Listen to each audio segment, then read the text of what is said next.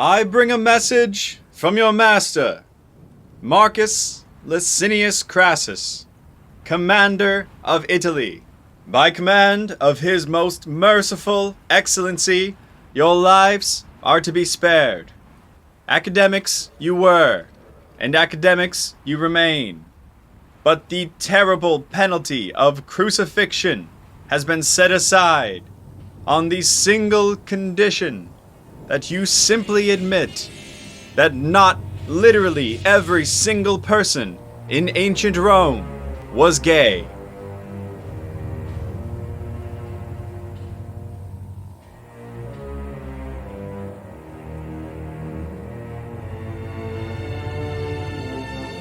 They weren't. They were all gay. They were all gay. They were all gay. They were all They gay. were all gay. They were all gay. He enjoyed being the receiver in relationships with men. They were all gay. They were all gay. All of them gay. Records show that Roman men were free to seek the company of another man without any consequences. The ancient Romans were so liberal about their sexual adventures that they did not even have a word for homosexuality.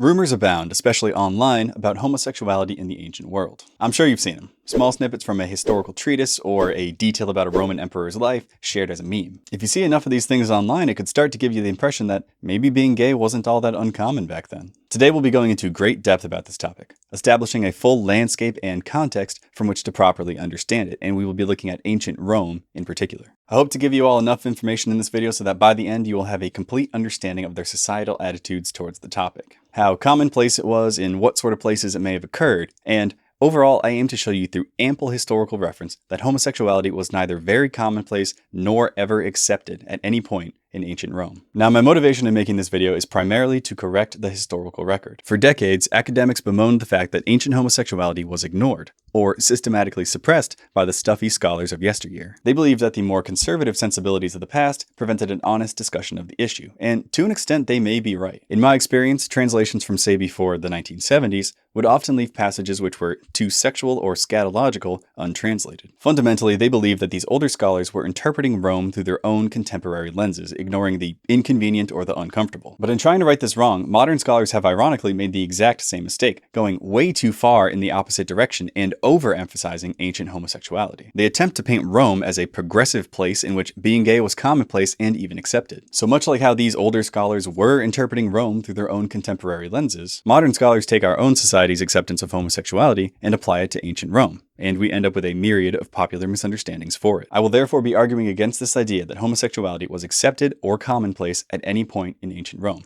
so that I can push back against this hopefully temporary overcorrection of scholarship. And now that brings me to clearly defining the question of the video. Despite the title, we're not actually going to be asking, were the ancient Romans gay like how modern homosexuals are gay? That's a boring question. The answer is no, and everybody, even the pro-gay scholars, agree upon that. The Roman homosexuals that did exist and modern gays have almost nothing in common. Instead, we're going to be asking the much more pointed question. To what extent did male-on-male relationships occur in ancient Rome, and did the Romans by and large view them as unproblematic? And these are the two criteria to which I will constantly be referring back: how commonplace it was and how accepted it was. I will be showing through hundreds of references to primary documents that, at least in ancient Rome, it was likely neither. And a note on those citations. They are extremely extensive in this video, including literally hundreds of quotes. But as I don't want to make this video unwatchable, whenever I have multiple historical or scholarly references which support a point that I'm trying to make, I will put on the screen and read only a handful. And I will put in a citations document that you can see in the video description many more quotes which support that same point. So for anyone who wants to really dive deep into the subject, I recommend watching the video with that citations document open, and you can look them up as we go along.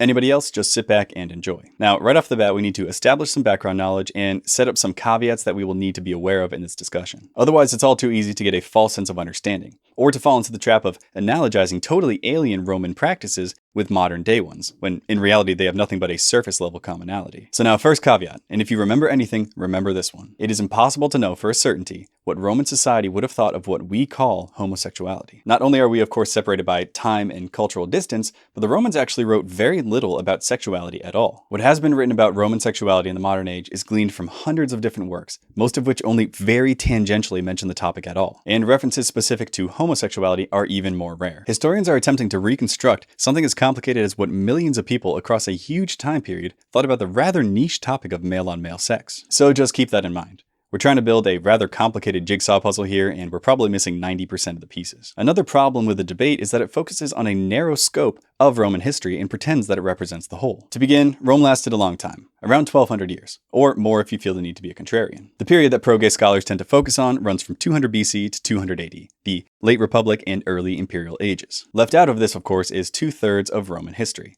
And this for the simple fact that these 800 years were extremely anti-gay. Looking at the period leading up to and after 200 AD, we begin to see emperors taking first moral and later legal stances against homosexuality. As early as the start of his reign in 138 AD, Antoninus Pius, the successor to Hadrian, was strongly opposed to homosexual behavior. His successor and adoptive son, Marcus Aurelius, seemed to condemn all such activity too, and wrote in his famous Meditations that Antoninus Pius taught him to, quote, suppress all passion for young men, implying that this was obviously a good thing. In the 240s AD, homosexual prostitution was made illegal, while heterosexual prostitution remained conspicuously untouched. What could be considered the final nail in the coffin comes from the Theodosian Codes, a set of laws written under Christian emperors started in 312 AD. Later in 390 AD, a law was added which sentenced homosexuals to public execution by fire, and I quote, all persons who have the shameful custom of condemning a man's body, acting the part of a woman to the sufferance of alien sex, for they appear not to be different from women,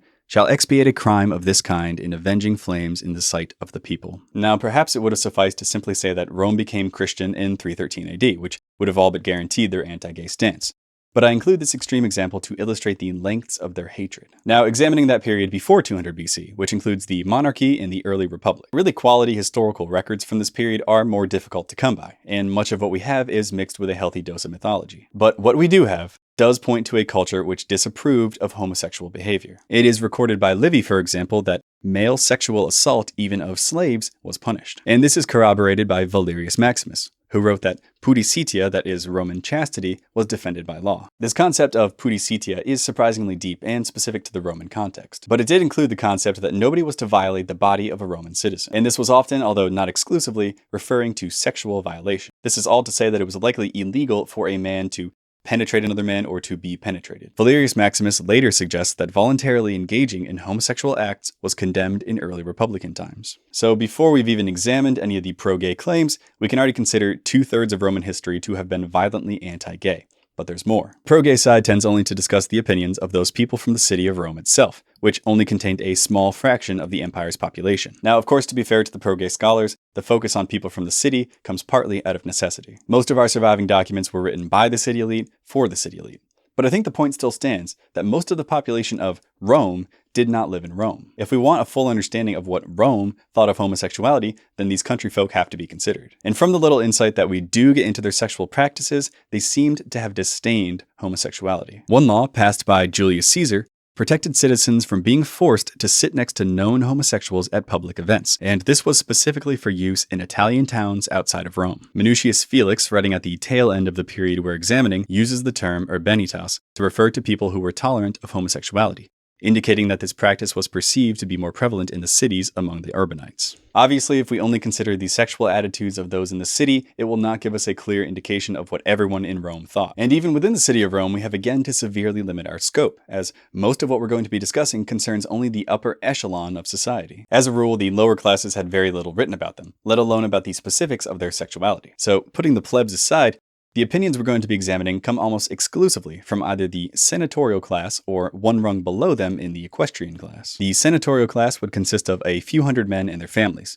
while the equestrian class might consist of as many as a few thousand men and their families. So we have in total a few thousand families that would have represented less than 2% of the population of the city of Rome proper, and they would have represented a vanishingly small percentage of the rest of the empire. Now, is it possible that the plebs of the city sometimes engaged in homosexual acts? Well, maybe, but it's hard to tell. Our sources on this matter are tangential at best, and everything that we do have seems to suggest that they generally had a more conservative sexual outlook. So we've already narrowed the discussion to the elites from a particular time period, and generally speaking, only those from the city of Rome itself. One could legitimately ask if we haven't already sort of disproved this idea of a widespread acceptance of homosexuality in Rome. But of course we'll go deeper, because now we have to ask ourselves, how far can we even trust the historical sources that we have? Now, this isn't some sort of conspiratorial take where I denounce anything that doesn't agree with my preconceived notions. Rather, it's to bring up the real difficulties that come with doing history. In examining our question in particular, the majority of the writings which identify homosexual behavior at the time are political, and most of them are meant to denigrate whoever they're accusing. For one example, take Cicero and the rest of the Senate, who make a joke on the Senate floor at Caesar's expense, alluding to an alleged sexual relationship of his with King Nicomedes, saying, "Everyone knows what he gave you and what you gave him."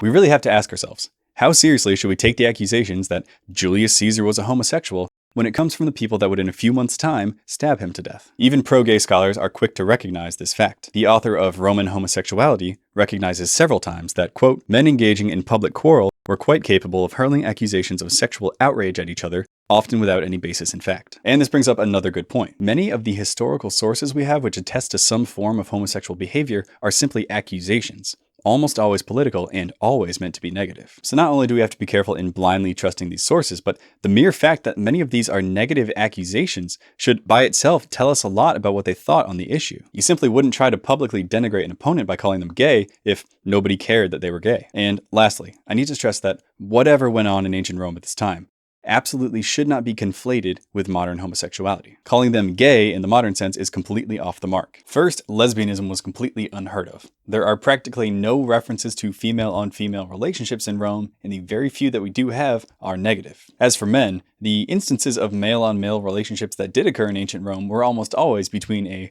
Roman citizen and his slave, or a Roman citizen and a non-citizen boy. These relationships were almost always forced and therefore extremely abusive, and the citizen would have, as a rule, play the so-called active or the penetrative role, lest he sacrifice his masculinity to a social inferior. More on this dynamic later. Now, while these sorts of relationships did occur, any other form of homosexuality was universally condemned by all at all times. They had a strong disgust for adult male-on-male relationships. A man harboring romantic feelings for another man would have been looked upon with intense skepticism. It was especially looked down upon for a man to be the receiving partner in a sexual encounter, and homosexual marriage never existed. In fact, almost all of the pro-gay scholars again agree that the two have almost nothing in common, and calling the Romans gay is just wrong. The fact that these scholars will recognize this and yet continue to use the word homosexual to describe the Romans is extremely frustrating to me. And I'm forced to assume that this is done for political reasons, because obviously homosexuality is a charged political topic in our modern day. To associate the ancient Romans with homosexuality,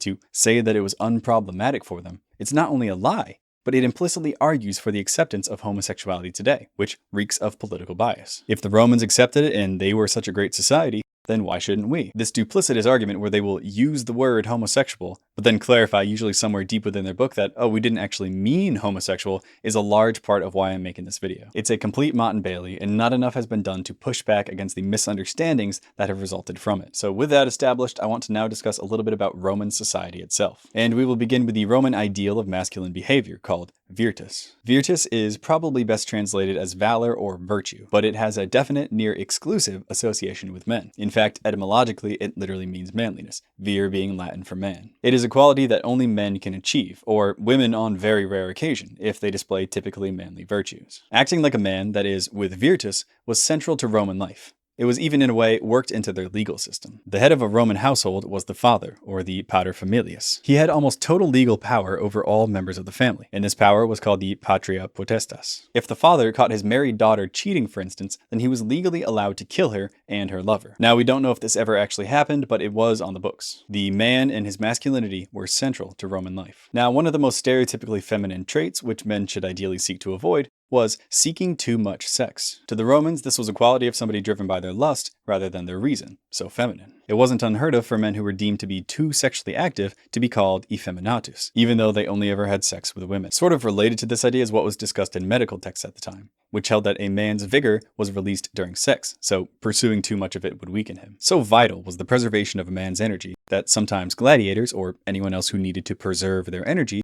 were infibulated, which without getting into too much detail is the use of a pin to prevent any such activity that might lead to release. But I digress. The point is that to not be sexually conservative was to violate the Roman imperative of maintaining virtus. It was everything to a Roman man, especially given how important one's reputation and social standing were at the time. And the standards were strictly enforced. What they considered violations of virtus might seem quite tame to us today. Take the case where Marcus Porcius Cato, consul in 195 BC and censor in 184 BC, expelled one Manilius from the Senate because he had kissed his wife in broad daylight in front of his children. Or take Cicero, who commented that excessive lust for women was considered a disease. And included in this concept of virtus was not just sexual conservatism, but bodily sovereignty. Now, typically this concerned freedom from physical aggression or assaults, but it did sometimes explicitly extend to the realm of sexual bodily sovereignty, i.e. not being penetrated. It makes a sort of sense. Virtus is associated with being a man.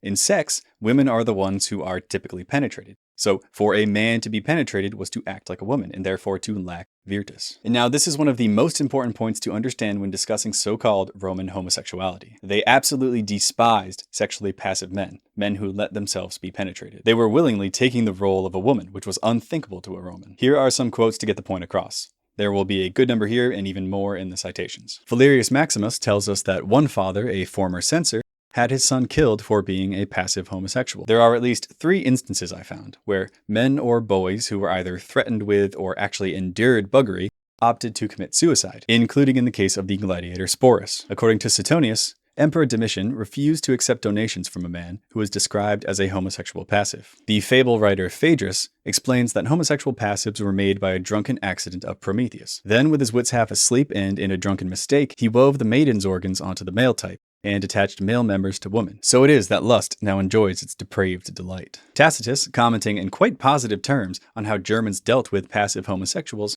wrote the following: "They make the punishment fit the crime. They hang traitors and turncoats from trees, while cowards and the unwarlike and those who are infamous with respect to their bodies, they drown in muddy bogs, pressing a wicker framework on top of them." The distinction in punishment has this meaning, that crimes should be made public when they are being punished, but sins should be hidden. Again, please check the citation for more examples.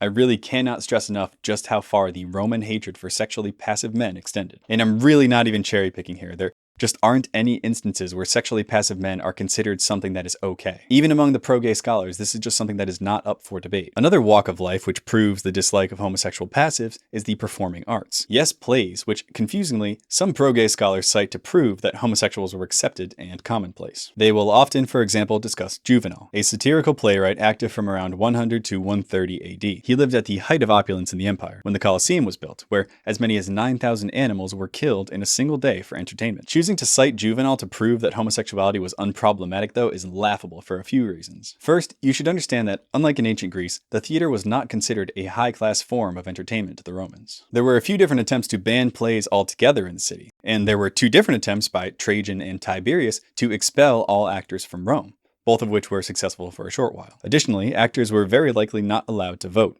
They couldn't be soldiers, and senators and equestrians were barred from associating with them. I think you get the picture, they were not very well received. And as for the theater itself, it had a reputation for attracting people of ill repute, drunks, pimps, prostitutes, and the like, and typically the raunchiness of the plays matched the clientele. Enter Juvenal's second satire, which viciously attacked men who deviated from the sexual norms at the time, with a strong focus on homosexuals. From this satire alone, we get the following sections. Our narrator begins the play by saying how he'd like to flee to the ends of the earth because of how he sees homosexuality spreading, especially among hypocritical philosophers, who are supposed to be morally upright. "I'd like to flee this place, go far beyond the Sarmatians and icy ocean, while those who pretend to the Curies virtue but live like Bacchanals have the gall to preach to us of morality." Later, a character named Creticus, who walks around in a sheer gown essentially exposing himself and acting effeminate, is rebuked with the line, "A contagion has brought this blot upon you, and it will be passed on to many others, just as one pig's scabs and mange lay low an entire herd in the field, or a discolored grape just by being seen taints another. At some point you will dare something more odious than this ghetto." That last line probably references this effeminate man's likelihood to engage in homosexual sex. It is later recommended that this man cut off his genitals. So what are they waiting for? The time for cutting off their extra flesh with knives in the Phrygian style has now come. Later, our narrator bemoans a fictitious male-on-male wedding. A man who once bore the holy relics as they swayed on a sacred strap,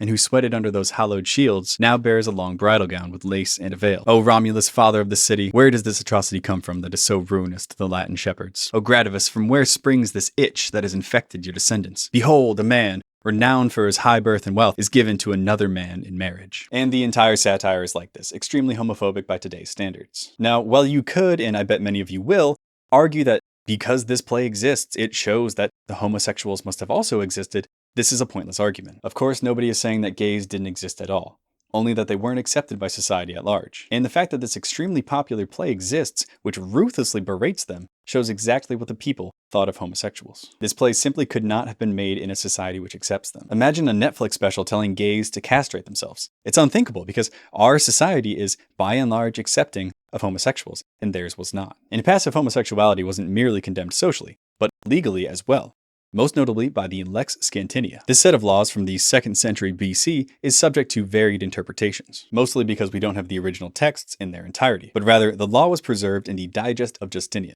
created in the early 6th century AD. Different scholars have stated that they believe the Lex Scantinia forbids male homosexuality, or that it sets the death penalty for convicted homosexuals. Some are more reserved and say that it simply banned pederasty, or that it penalized the willing passive homosexual partner. In any case, it's clear that the law targeted passive homosexual men in some capacity, as well as homosexual buggerers. Here are some of the details recorded in the digest. First, the law classifies those who are to be considered infames. An infame, a person suffering infamia, was someone formally and legally stripped of their social standing and legal protections, who lacked the protection from corporeal punishment afforded to citizens, a sort of outcast from polite society. People who were considered infames, according to the Lex Scantinia, are those condemned to death, those who fight animals for a living, actors, pimps, dishonorably discharged soldiers, as well as, quote, a man who has undergone womanish things in his body. In other words, a homosexual passive. This should give you a good idea of their relative social standing. And note that this did not include men who were assaulted. They were excluded from being considered among the infames. And this was a pretty serious label. Anyone considered infame was unable to serve in the army, unable to serve on a jury, to vote, or to represent others in court. So this had the very real effect of robbing these people of their civic rights. The largest, all-pervading effect, however, would have been the ruin of one's reputation. We're also told in the digest that anyone who commits sexual outrage or stuprum against a freeborn boy or any woman was to be put to death. We can garner some information about its societal impact from other writings too. The author Ausonius wrote in an epigram that the semivir, or half-man, a colloquial term for a sexual passive, fears the Scantinian law. In Juvenal's second satire, just discussed, the law is referenced by a woman chatting with a homosexual man. She also tells him that he ought to fear the Scantinian law. Later, the 3 Christian writers who commented on the Lex Scantinia all described it as, quote, fearsome, suggesting something about its strictness and manner of enforcement. Obviously, the fact that the passive man was so looked down upon, the fact that they had legislation drawn up against them, draws a stark line between what went on in Roman times and modern homosexuality. But even beyond the actual act of submitting to being the passive partner itself, doing anything that made yourself appear more feminine also opened you up to censure, to being deemed effeminatus, or moles, meaning soft. And accusations of this nature are extremely abundant in the written record, especially against political opponents. There are literally thousands of examples of men being attacked for being effeminate in some way. Remember how important virtus was to them. Most common were insults of someone's feminine appearance, since this would have been the most visible target. Commonly attacked were men who had lisps, put their hand on their hip, wore makeup, plucked their body hair, or indeed cared too much about their hair. In fact, men who were caught scratching their head with one finger were often deemed effeminatus, because it was thought that they were trying to avoid messing up their hairdo, and this is something that only a pansy would care about. Seneca complains of the youth of his days, writing, "Observe the indolent young men of today. Their brains sleep. Not one of them can stay awake in the pursuit of a worthwhile project. Their minds are possessed by sleep, laziness, and an industry in the pursuit of wicked ends more reprehensible than sleep and laziness. Lubricious pleasure in singing and dancing rules these effeminates.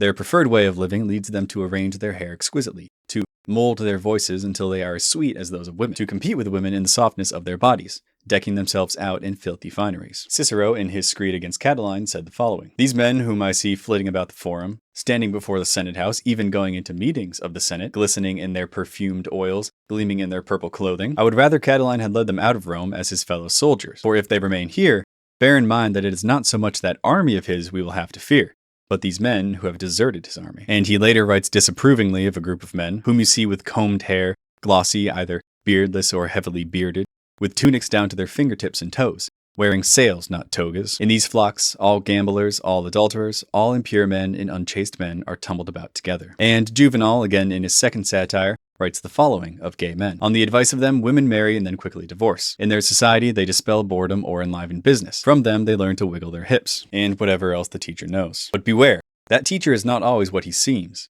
That man who wears makeup and dresses like a woman is an adulterer. Suspect him the more for his soft voice and effeminate gestures. He is a valiant man at arms in bed. And I could easily list several dozen more examples without exhausting all that I've come across. See the citation for more. The point is, it is extremely apparent that effeminate men were detested by Romans. Some pro-gay scholars have attempted to argue that the Romans didn't dislike these traits because men were doing them. Rather, they would dislike them if men or women did them. They just hated it in a gender-neutral sort of manner. The problem is, we have many instances of women being disparaged for displaying typically manly virtues, meaning it was preferred they acted like women. Also, the ideal Roman woman, the matrona, was a chaste mother who looked after the house and kids, and who didn't involve herself in politics. Better still was the univira, a woman who has only ever slept with one man, her husband. Feminine qualities were only considered absolutely negative when they were displayed by a man, because it was considered unnatural and undesirable for a man to act like a woman in any regard. But now back to effeminate behavior and how it relates to homosexuality. The Romans didn't believe that all effeminate men were necessarily engaging in homosexual sex. However, very much like today, they saw a strong correlation between the two. Take this quote by Scipio Aemilianus, consul in 147 BC. Later in 142 BC, he attacked one P. Sulpicius Gallus publicly by saying, "For the kind of man who adorns himself daily in front of a mirror, wearing perfume, whose eyebrows are shaved off, who walks around with plucked beard and thighs, who when he was a young man reclined at banquets next to his lover, wearing a long-sleeved tunic, who is as fond of men as he is of wine. Can anyone doubt that he has done what Cinaedi are in the habit of doing?" Now that word he used, Cinaedi, is the plural of the word Cinaedus, which should best be translated into English as a 6-letter F word. So here he's insinuating that this man has engaged in homosexual sex, and he is tying it to these other feminine traits. Those of you who watched my video debunking ancient Greek homosexuality probably see the similarity to the Greek word Cinaedus. And indeed, Cinaedus is simply the Latinized form of that word. It was probably the most common label given to these men, and it was always used negatively. Now, a lot of scholars would disagree with me that the best translation for Cinaedus is a 6-letter F word. But I mean, it denotes men who act or present themselves in an effeminate way. It's almost always used negatively, and there is a strong association with homosexual sex. That is exactly what it means today. Some of them say that it can't be the best translation because there are instances where straight men were called Cinaedus. But I think they must not get out very much, because it's far more common for men these days to call their straight friends Cinaedus than to call a gay man that. But I digress. The point is that the Cinaedus, either because of his effeminacy, his willing participation in homosexual sex, or both, was absolutely detested by all at all times. And of course, they didn't only call these men Cinaedus. No, they had a whole slew of slurs which they could throw at the effeminate and possibly homosexual men. This list includes soft or mollis and effeminate or effeminatus as discussed above, but also concubine, chick, delicate, foul, wretched, weak, loose-belted, sick, shameless, and lastly, pathicus. This comes from the verb patior, which literally means to suffer or to undergo. The Romans used it exclusively to refer to passive homosexual male partners, as they were thought to be suffering something. The ubiquity of pathicus in particular, when referring to passive homosexual men,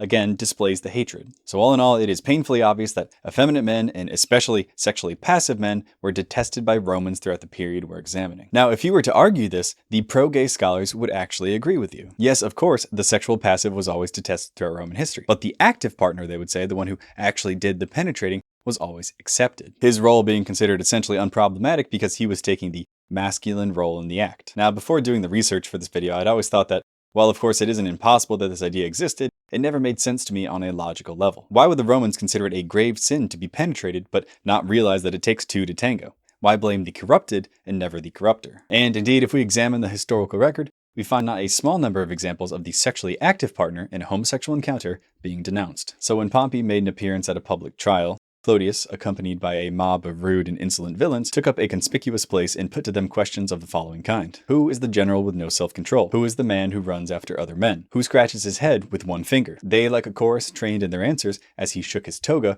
would reply to each question, shouting out, Pompey. Seneca relates to us the story of a man of ill repute. He was impure not with one sex only, but was eager for men as well as for women, specifying that his active homosexual sex brought on at least part of the disgust. Later, this man was apparently murdered, and Augustus promptly forgave the murderer, saying that it was justified based on this man's reputation. Catullus, in his 10th poem, refers negatively to a praetor as erumator, one who orally penetrates another, and in this case he is referring to that act being done to a man. Next is the case of Miles Marianus, or the Marian soldier. This soldier in 104 BC was propositioned by his tribune. Not only did the soldier reject him, but killed him in retaliation for the insult. Marius, who was related to the slain tribune, ruled it a case of justifiable homicide. The Stoic Epictetus explicitly argues that active homosexuals are actually worse than passives, writing, "What does the Pathic lose? He loses the character of man. What does he lose who makes the Pathic what he is? Many other things, and he also loses the man no less than the other. Suilius Caesonius narrowly avoided execution for his involvement in Messalina's orgy. According to Tacitus, this is because he was a passive partner in the acts. In the cases of Suilius Caesonius and Plautius Lateranus, the death penalty was remitted. Suilius was protected by his vices, since in the proceedings of that shameful rout, his part had been the reverse of masculine. All of these quotes paint a very different picture from what we've been told about homosexual acceptance in ancient Rome, that the active partner was considered unproblematic. The only reason we can really even surmise that there was some minuscule amount of adult male-on-male sex going on is because of these quotes denouncing it. Yes, of course, these quotes indicate that there was some homosexual acts going on at the time. But as far as indicating some sort of widespread acceptance, they do the opposite. And yet the myth of a homosexual Rome persists strongly in academia and online. So what else might they be basing their argument on? While Roman freeborn citizens detested passive homosexuals and certainly disliked active homosexuals, this restriction was less important for others, namely for two groups living in Rome, slaves and boys who were not citizens. Pro-gay scholars will argue that it was unproblematic for a Roman citizen to have sex with people from either of these two groups. So how true was that? Before I really get into this, I will mention the elephant in the room. That is, if we are discussing abusive sexual relationships forcibly imposed upon either a boy or a slave, we've already strayed a long way from anything resembling modern homosexual relationships. We are really stretching definitions here by calling the Romans gay. I will talk about these issues, however, because pro-gay scholars so often do. Let's start with the slaves. Now, legally speaking, it was possible for a Roman man to do pretty much anything he wanted to his slave. They were essentially considered his property. And this is attested to in a few different places. Most of these have to do with masters and their female slaves. In this category belongs the man who has relations with his own slave maid, a thing which some people consider quite without blame, since every master is held to have it in his power to use his slave as he wishes. There are, however, several instances of men mentioning sexual relations with boys and men held as slaves. In a fictional story, Quintilian has a plebeian shout the following at some elites from Rome: "You rich don't marry. You only have those toys of yours, those boy slaves that play women for you." The orator Hadrian attempted in court to defend a freedman who had become a concubine to his patron by saying that, quote, "Unchastity is a matter of reproach for freeborns, a matter of duty for freedmen, and a matter of necessity for male slaves," trying to say that it was this man's duty to do anything his slave master wanted, and adding that male slaves have absolutely no say in the matter. And one last quote from Sempronius Gracchus, the questor of Sardinia in 124 BC. Upon his return to Rome, he boasts of his chastity with the following: "I spent 2 years in the province. If any female prostitute came into my home, or if anyone's slave boy was accosted for my sake, you can think of me as the basest and most worthless person in the world. Considering that I so chastely kept myself from their slaves, you can reflect on how you think I treated your children." So this quote tells us a few things pretty clearly. First, that the popular morality would have condemned sex with slave boys right alongside prostitutes. However, the fact that he felt he needed to specify that he didn't abuse anyone's boy slaves does indicate that this probably happened from time to time. Playwrights also sometimes made mention of this idea of slaves being abused by their masters. In Juvenal's 9th satire, we get the following crude joke from a male slave who his master forces to be the active partner. "Do you think it's an easy or straightforward thing to shove a proper into his guts, there to run into yesterday's dinner? The slave who has plowed the field will be less miserable than the one who has plowed the master." Another playwright named Plautus also included jokes at the expense of slaves. In one scene, a slave named Harpax, whose master is a soldier, is being berated by 2 other men. The insults end with this line: "When the soldier went out at night on guard duty and you went with him, did his sword fit into your sheath?" In another scene, a slave actually tells his master to assume a passive position on his hands and knees, quote, "like you used to when you were a boy." And this scene, and indeed all of these scenes, are meant to be funny, by the way. And yet another scene from a different play, one male slave notices another being propositioned by their master, and he says to the audience, "My God, I do believe this guy wants to dig up the bailiff's bladder." Again, quite crass, but this was played for laughs. So while these quotes unfortunately indicate that there probably was some abuse of male slaves going on, after all, you couldn't joke about these sorts of things if nobody could relate to them, notice that they all discuss the issue in a negative light. Or they have some sort of pathetic comic relief character saying it for laughs. Judge for yourself what that actually says about what people thought of this practice. And I would be remiss if I didn't mention the multitude of voices which spoke out against the sexual abuse of slaves. And at least in my research, these quotes are more numerous, and they come from men who, perhaps unsurprisingly, history has remembered more fondly. The Stoic Musonius Rufus wrote, "If one is to behave temperately, one would not dare to have relations with a prostitute, nor with a free woman outside of marriage. nor even by Zeus with one's own slave woman. He expanded on this idea in his 12th lecture, writing, "In this category belongs the man who has relations with his own slave maid, a thing which some people consider quite without blame, since every master is held to have it in his power to use his slave as he wishes." In reply to this, I have just one thing to say. If it seems neither shameful nor out of place for a master to have relations with his own slave, particularly if she happens to be unmarried, let him consider how he would like it if his wife had relations with a male slave. Would it not seem completely intolerable? Not only if the woman who had a lawful husband had relations with a slave, but even if a woman without a husband should have. And yet surely one will not expect men to be less moral than women, nor less capable of disciplining their desires, thereby revealing the stronger in judgment inferior to the weaker, the rulers to the ruled. In fact, it behooves men to be much better if they expect to be superior to women. For surely if they appear to be less self-controlled, they will also be baser characters. What need is there to say that it is an act of licentiousness and nothing less for a master to have relations with a slave? Everyone knows that. Cato is known to have condemned the buying of slave boys, especially of one L. Cornelius Scipio. Why the invective against this one man in particular if the practice was so widespread? In Cato's most extreme example, a Roman lieutenant of his was forced to commit suicide as a punishment for buying slave boys on the battlefield. Not Roman citizens, but captives from a war. Not even Italians. Why was this punished so harshly? Tacitus tells us that even the slaves at orgies, which some might assume to be blameless, were condemned, and they were in all likelihood more commonly serving as the passive partner. So what we have dealing with the sexual abuse of slaves are crude jokes made at their expense on the one hand, and on the other, condemnations of the practice and harsh legal punishments for it. Does this sound like a culture that accepted this? I don't think so. The most we could say is that it probably wasn't considered as bad to abuse slaves as it was to be a passive homosexual. But to say that it was unproblematic is completely wrong. But moving on.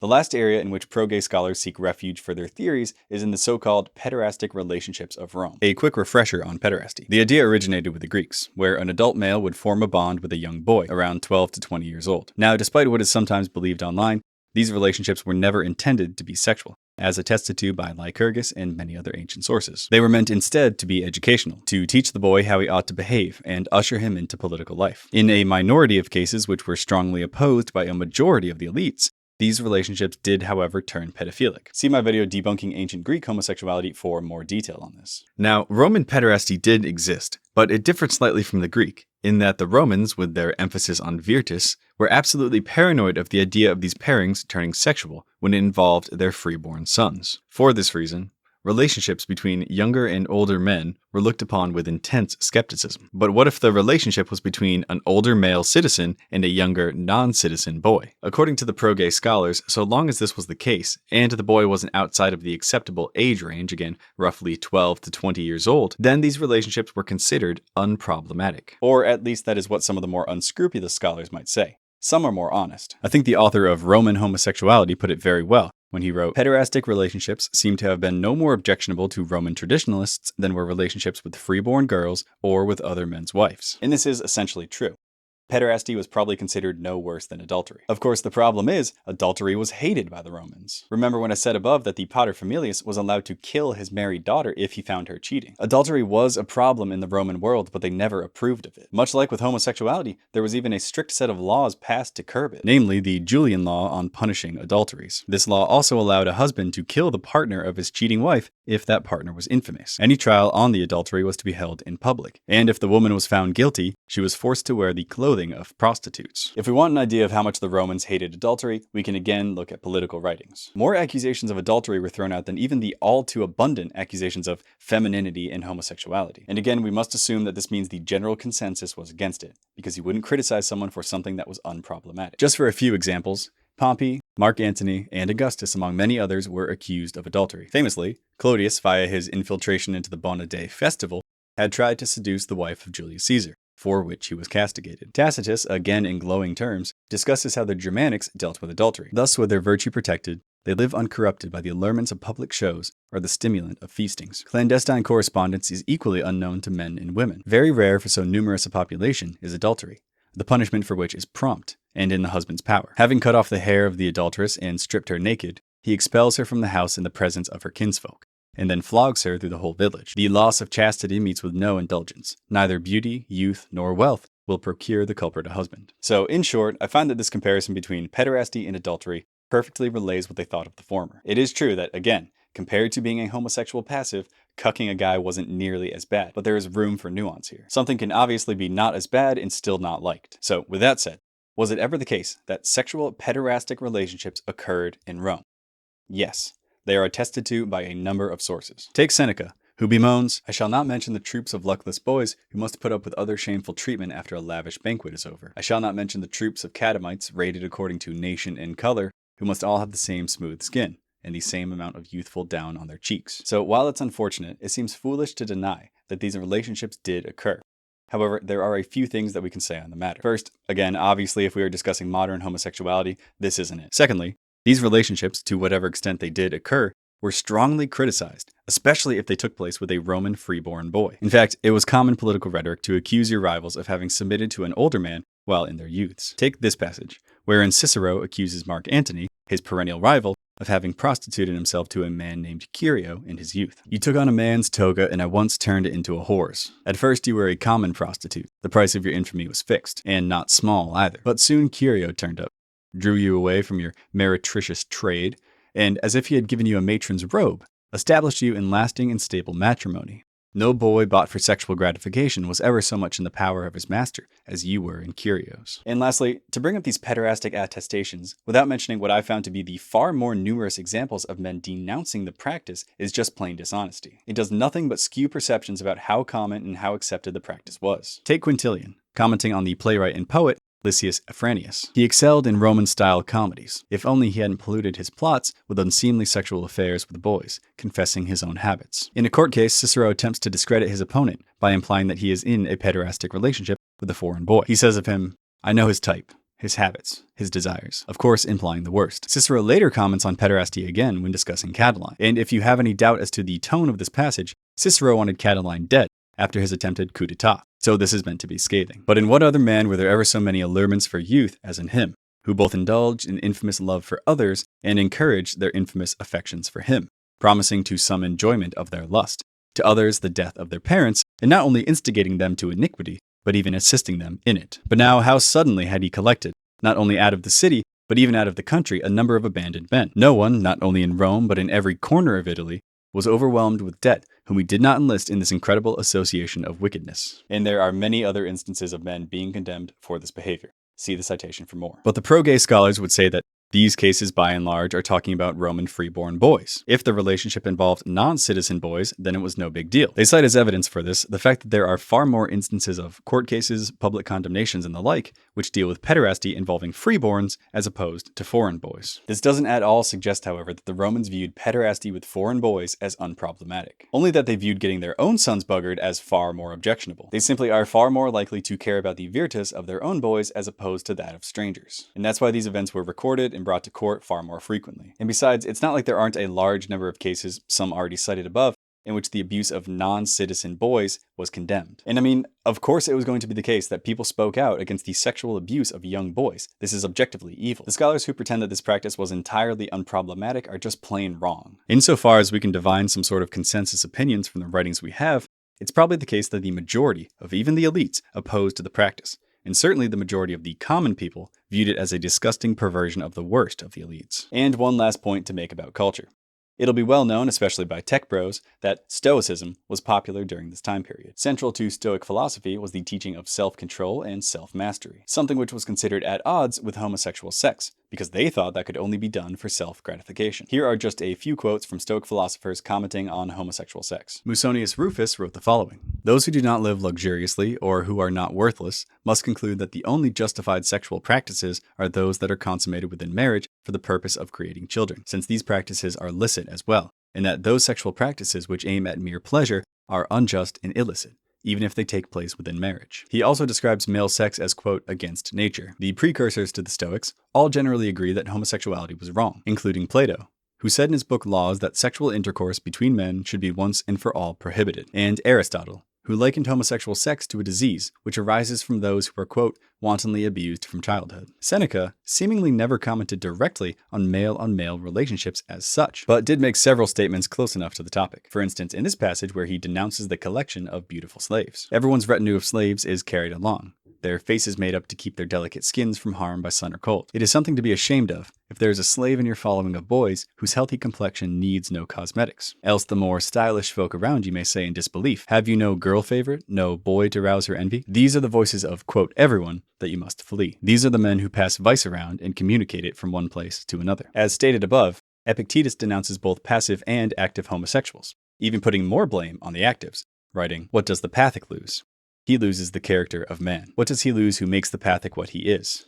Many other things, and he loses the man no less than the other. And yes, it's true that we can't say for a certainty what impact these men's writings had on society and people's behavior. However, they were extremely popular thinkers at the time, often with wealthy patrons who thought it worthwhile to fund their work. The reason we still have their books is because they were copied and read widely, so it's not unreasonable to say that they did have a large impact on society. So now I think at this point you should have a basic understanding of what the Romans thought of homosexuality. In review, they absolutely detested adult male homosexuals, especially passives. Some Romans likely abused their male slaves, but this wasn't exactly an uncontested practice. Many of these sources which attested this behavior are satirical plays, and at times the sexual abuse of non-citizen boys occurred, although again, this was strongly contested. So with that background knowledge, I now want to go through more examples from history to more fully flesh out the scene of what was going on. Beginning with the emperors, I think it's fair to say that their lives have done a lot to influence people's ideas about just how gay Rome was. So let's spend a bit of time discussing their sexualities. We won't go through all of them as that would take too long, but we will hit the highlights, with a focus on those emperors who are accused of being gay. Starting with Julius Caesar. Yes, I know he technically wasn't an emperor, but I think it's important to talk about him because I think many people, even people who aren't very familiar with this topic, will have heard some sort of rumor that he was either gay or bisexual. This idea stems from a trip that Caesar took when he was around 20 years old to the kingdom of Bithynia in modern-day Turkey. While there, he stayed at the court of King Nicomedes, whom he petitioned to aid in raising a fleet for Rome. And he was successful in this, by the way. Unfortunately for Caesar, he stayed longer than was absolutely necessary at Nicomedes' court, and rumors began to spread that maybe he was sexually involved with the king. This despite the fact that there are a myriad of other explanations for his staying. He could have been shoring up political alliances. He could have been avoiding a return trip to Rome, or he simply could have enjoyed living at a king's court. This allegation followed him throughout his life, and of course became a favorite of his political rivals as his power grew. Eventually, the rumor was being repeated by all manner of senators and famous Romans, including the elder Curio, who coined the famous phrase which says that Caesar is a man to every woman and a woman to every man, as well as Cicero, who made a joke about it on the Senate floor. Now, importantly, according to Cassius Dio, Caesar always violently denied these accusations, despite the fact that he was also reportedly fine with people mocking him in any other regard, even welcoming the insults. You could make fun of his balding, the way he dressed, his womanizing tendencies, which were legendary by the way, but to call him a passive homosexual was a step too far. In short, there is no evidence that Caesar was gay. It is pure hearsay. Thank you. And not once for the rest of his life was he accused of any homosexual escapades. And again, we have to bring up the fact that because this rumor was repeated so often, it really says something about how the Romans viewed passive homosexuality. They must have detested it. Next, Augustus. He was rumored to have been very sexually promiscuous, having had affairs with many married women. These accusations, however, came in large part from Mark Antony, undoubtedly his rival at the time, trying to stir up resentment against the upstart emperor. He was in the habit of debauching young girls, who were procured for him from all quarters, even by his own wife. There's also much made of a passing mention to a slave boy named Sarmentus. According to Plutarch, a man named Dellius, a friend of Mark Antony's, complains that while they were receiving sour wine in Egypt, Augustus's slave Sarmentus is drinking expensive Falernian wine in Rome, and that this slave was a deliciae, meaning a plaything. Now, this is the only reference to Sarmentus in this capacity. Given that there is so little to go on, we don't know exactly what this entails. Some scholars, like Amy Richland, believe that, again, this was a rumor spread by Mark Antony and his followers in order to hurt Augustus. And I find this to be pretty reasonable given the other rumors they attempted to spread about the man. The only other reference I found to Augustus being a pederast was a seemingly untrustworthy piece of gossip, which said that he slept with a dozen catamites in his bed. So these being the only references to Augustus as a pederast, and the fact that they were likely spread by Mark Antony, who was known to have spread many other rumors about Augustus, makes me seriously doubt their legitimacy. But you can decide for yourself. If you do choose to believe Suetonius and Mark Antony and his friend, then it would have to be with the knowledge that this would make Augustus a supreme hypocrite, as he also passed a sweeping set of reforms known as the Julian laws, mentioned in part above. These laws aimed in part to increase the number of children born to Roman citizens, but they also had a large focus on stamping out adultery in the city. So desperate was Augustus to increase the number of children being born to Roman citizens that he actually punished married couples who did not produce children, so state-enforced heterosexuality, basically. In short, there is nothing to suggest Augustus was gay. and he enforced an extremely conservative set of moral reforms on the people. Next, his successor, Tiberius. He's most famous as pertains to our question for his villa on Capri, which he decorated with hetero and homosexual art. Here, according to Suetonius, he acquired a reputation for still grosser depravities that one can hardly bear to tell or be told, let alone believe. For example, he trained little boys, whom he termed tiddlers, to crawl between his thighs when he went swimming, and tease him with their licks and nibbles. And unweaned babies he would put to his organ as though to the breast, being by both nature and age rather fond of this form of satisfaction. Now, these statements are beyond disgusting, and Suetonius tells us that is his opinion as well. So if it wasn't already obvious to you, this tells us that this behavior was not reflective of the social norms of the day. It wouldn't have been approved of. And if we want to take it a step further, we could legitimately ask how reliable Suetonius is on this matter. Tacitus and Dio, our two other main sources on Tiberius, make no mention of this behavior, and Tacitus is generally considered either neutral or negative towards Tiberius. So not only was his behavior not reflective of the social norms of the day, those stories could very well just be made up. Another emperor famous for his debauchery was Nero.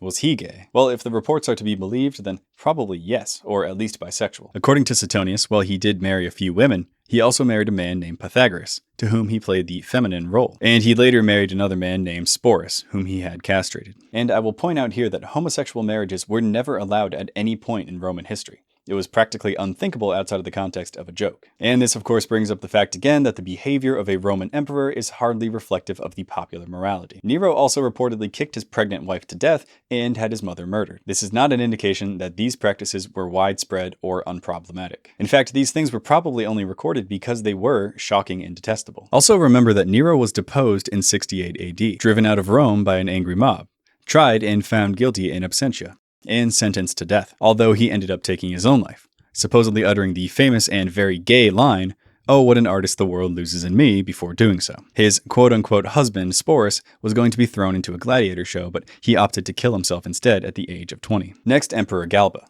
He only reigned for about 7 months, but we do get one mention of him from Suetonius, who wrote that he was more inclined to unnatural desire, and in gratifying it preferred full-grown men. Again, a man being censured for his homosexual preferences. Caligula, same deal.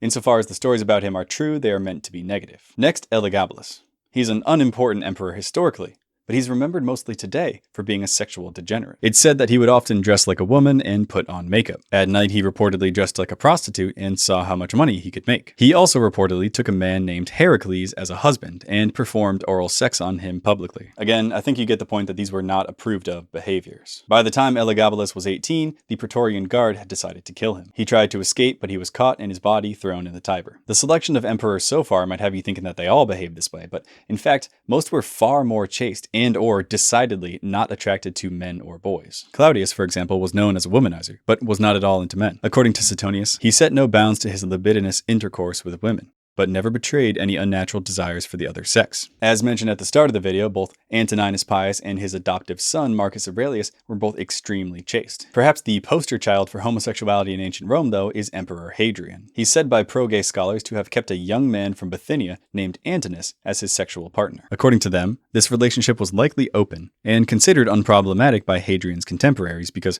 1, Antinous was a boy, not a full-grown man, and 2, he wasn't a Roman, so he wouldn't have been corrupting any of their own citizens. As the story goes, Antinous died while in Egypt with Hadrian. Hadrian, because he loved him so much, became extremely distraught and even wept for the boy, something for which he was harshly criticized. He later had Antinous deified and created a new city in Egypt, Antinopolis, in his honor. So was Hadrian gay? And is this perhaps the first example of an emperor who was openly gay and not censured for it? Well, despite what the dozens of pro-gay articles on Google will tell you, we don't really know. If we look into the historical sources, no definitive answer on their relationship is ever given. First, from Cassius Dio. Antinous was from Bithynium, a city in Bithynia which we also call Claudiopolis. He had been a favorite of the emperor and had died in Egypt, either by falling into the Nile, as Hadrian writes, or, as is the truth, by being offered in sacrifice. For Hadrian, as I have stated, was always very curious and employed divinations and incantations of all kinds. Accordingly, he honored Antinous, either because of his love for him or because the youth had voluntarily undertaken to die, it being necessary that a life should be surrendered freely for the accomplishment of the ends Hadrian had in view, by building a city on the spot where he had suffered this fate and naming it after him. And he also set up statues, or rather sacred images of him, practically all over the world. On this account then, he became the object of some ridicule.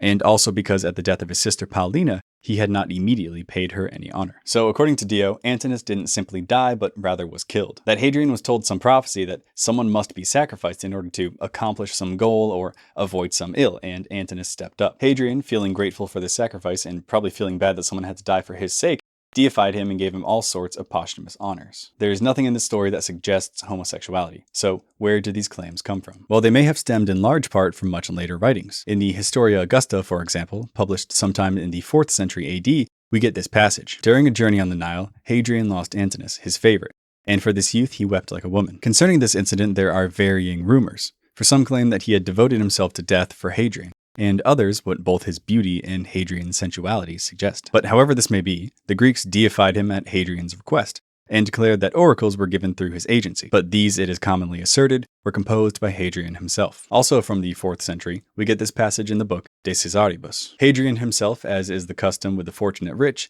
built palaces and devoted himself to dinner parties, statuary, and paintings, and finally took sufficient pains to procure every luxury and plaything. From this sprang the malicious rumors that he had debauched young men, and that he had burned with passion for the scandalous attentions of Antinous, and that for no other reason he had founded a city named after him and had erected statues to the youth. Some, to be sure, maintain that these were acts of piety and religious scruple, because when Hadrian wanted to prolong his life and magicians had demanded a volunteer take his place, they report that although everyone else refused, Antinous offered himself, and for this reason the honors mentioned above were accorded him. We shall leave the matter unresolved, although with someone of a self-indulgent nature, we are suspicious of a relationship between men far apart in age. So we have rumors published in the mid to late 4th century AD, which say that Hadrian and Antinous were sexually involved. But there are two things to note about these rumors. One, Hadrian died in 138 AD, so these come more than 200 years after his death. And two, the authors state clearly that these rumors are scandalous, meaning that, again, even if they were true, it would not have been approved of. Realistically, there was nothing which definitively suggests that Hadrian was a homosexual, only rumor. And while these rumors truly are ancient,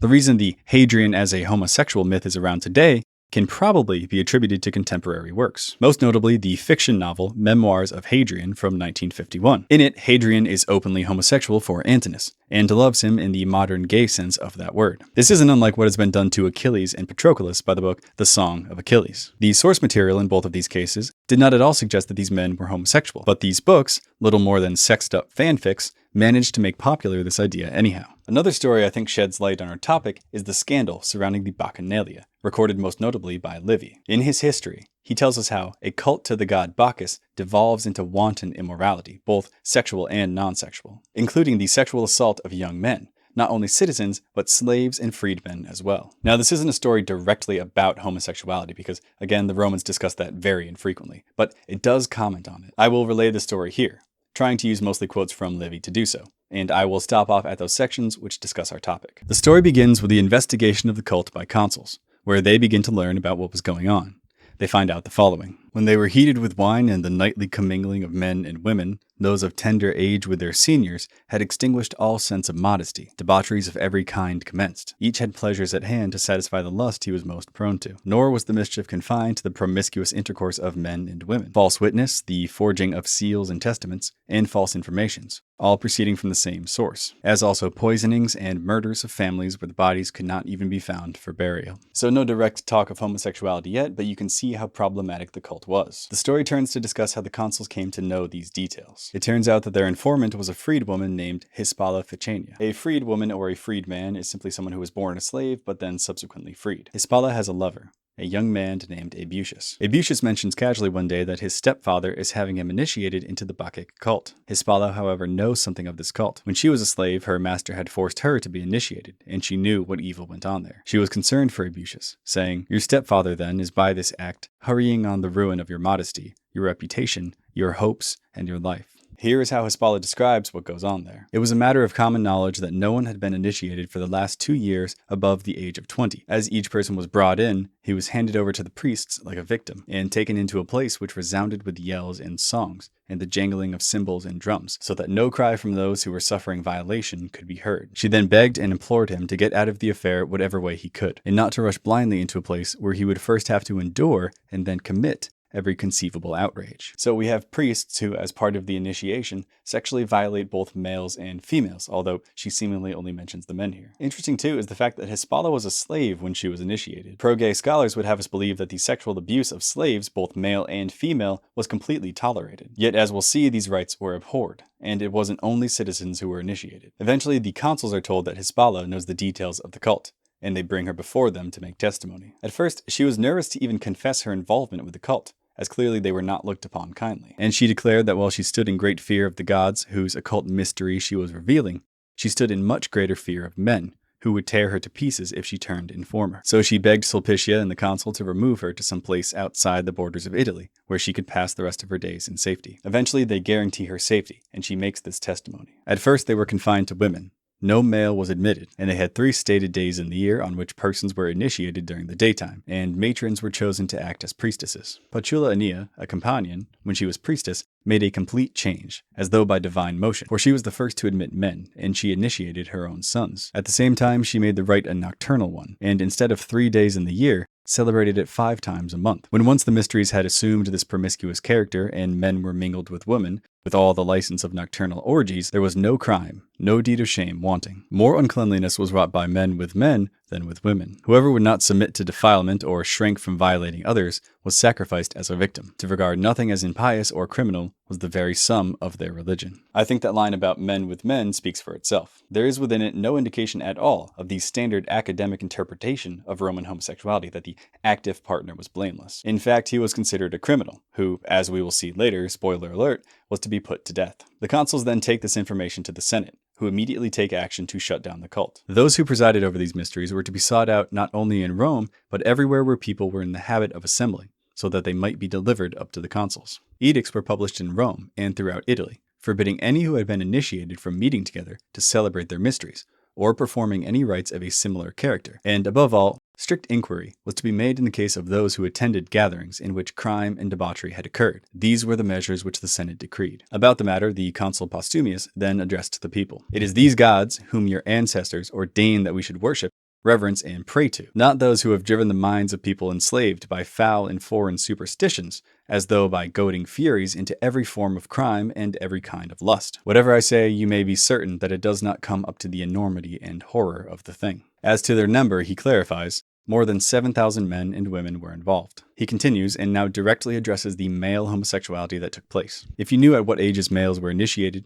you would not only feel pity for them, but also shame. Do you think, citizens, that youths initiated by this oath should be made soldiers? That arms should be entrusted to men mustered from this foul shrine? Will men, debased by their own debauchery and that of others, fight to the death on behalf of the chastity of your wives and children?" Now this line is very interesting. First, the consul says that the age of the initiates is troubling, and yet it was told by Hispala that only men under the age of 20 were ever initiated, this being well within the range of supposed accepted pederastic relationships. Now, of course, some of these initiates were citizens, which would have been extra troubling to the Romans, but many weren't. Many were slaves and freedmen, like I said above. Also, the line, "will men debased by their own debauchery and that of others," seems to suggest that these men were not only penetrated, but also penetrated others. No distinction is made which indicates that the active partner is not to be blamed. Yet it would be less serious if their wrongdoing had merely made them effeminate. That was in great measure their personal dishonor, and if they had kept their hands from crime and their thoughts from evil designs. Never has there been so much evil in the state, nor affecting so many people in so many ways. Whatever villainy there has been in recent years due to lust, whatever to fraud, whatever to crime, I tell you has arisen from this one cult. Now, the first part of this quote is interesting,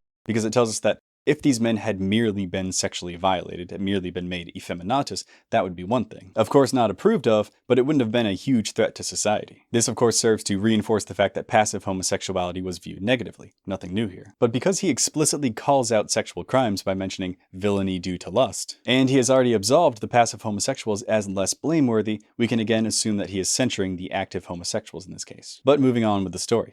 The consuls now call for the immediate arrest of all those involved in the cult. Those who had polluted themselves by outrage and murder, those who had stained themselves by giving false evidence, forging seals and wills, and by other fraudulent practices, were sentenced to death. Now, we don't know for certain, but this passage may include another reference to homosexual sex. The word outrage in the original Latin is actually stuprum. The concept of stuprum almost always refers to one in a variety of sexual improprieties. If a married woman committed adultery, this was stuprum. If a man submitted to being penetrated, stuprum. Now, pro-gay scholars would argue that only passive partners would have committed stuprum. But as we have already seen, this story indicates that the active partners were just as guilty, if not more, than the passive ones. The number of those executed exceeded the number of those sentenced to imprisonment. There was an enormous number of men as well as women in both classes. The women who had been found guilty were handed over to their relatives or guardians to be dealt with privately. If there was no one capable of inflicting punishment, they were executed publicly. So, in summation, we have a deviant cult who is committing all sorts of unapproved of acts, including forgery of documents, murder, and homosexual sex. We have reason to believe, too, that it was not just the passive partners, but the active partners, and especially them, who were found guilty and put to death. This story, which explicitly problematizes the homosexual sex far more than the heterosexual sex, simply cannot have occurred in the ancient Roman world as conceived of by the pro-gay scholars. We should also talk briefly about graffiti, which offers a rare insight into the life of the plebs. With the uncovering of Pompeii and Herculaneum, archaeologists have discovered and cataloged the various bits people wrote on walls in public places. Most are incomplete fragments or just total nonsense. The complete sentences that we have are mostly non-sexual, of course. My favorite coming from a man named Samius, who told Cornelius, "Go hang yourself." Among the sexual graffiti, though, almost all of them are just men bragging about how many women they have had sex with. Apelles Mus and his brother Dexter each pleasurably had sex with 2 girls twice. My lusty son, with how many women have you had sexual relations? Take hold of your servant girl whenever you want. It's your right. Gaius Valerius Venestus, soldier of the first Praetorian cohort in the century of Rufus, screwer of women. And the list goes on. Of every bit of graffiti scribbled across the walls of the city, there are 3 which people like to say indicate homosexual behavior, but frankly, I'm not fully convinced. I will read you these 3 examples now and then give you my take on them. Our first graffito reads, "Amplicatus, I know that Icarus is buggering you." Salvius wrote this. Again, we have here an accusation of homosexuality. Given the general maturity of these messages, though, I don't know if we can really take this as proof that anyone was gay. And even if this was proof, it would go to reinforce Rome's disapproval of passive homosexuals. Next, we have the rather terse, "I have buggered men." Seems pretty gay. Until you realize this was scrawled on the side of a man's house, and it was probably some Roman's idea of a prank. And again, if it is, it's another example of disparaging homosexual sex. Lastly, we have the one bit of graffiti that might have actually been written by a gay guy. And it reads, "Weep, you girls, my penis has given you up. Now it penetrates men's behinds. Goodbye, wondrous femininity." Now, is this gay?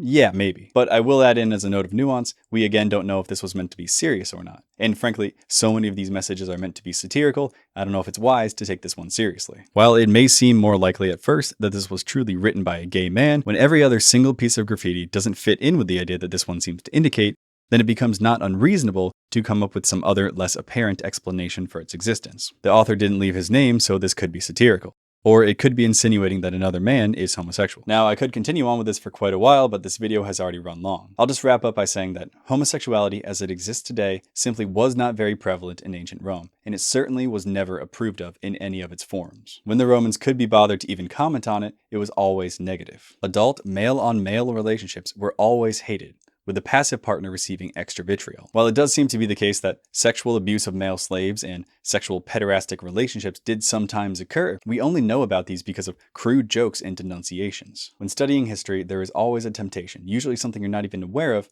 to interpret the past through your own contemporary lens. This no doubt occurred in the past, when scholars refused to recognize any homosexual behavior that went on in ancient times. But now, modern scholars are making the same mistake. Because our culture is generally accepting of homosexuality, they impart these views on the people of the past, and corrupt what they believed as a result. Yes, they did not conceive of homosexuality as we do today. In fact, they likely didn't conceive of anything exactly as we do today. But to use this as an excuse to warp their beliefs into something which conveniently meshes with the beliefs of modern homosexuals is historical perjury, a lie which requires ignoring the mountains of evidence that people denounced these practices. I hope this video can serve as an easy-to-access reference to push back against this popular misunderstanding. Thank you all for watching.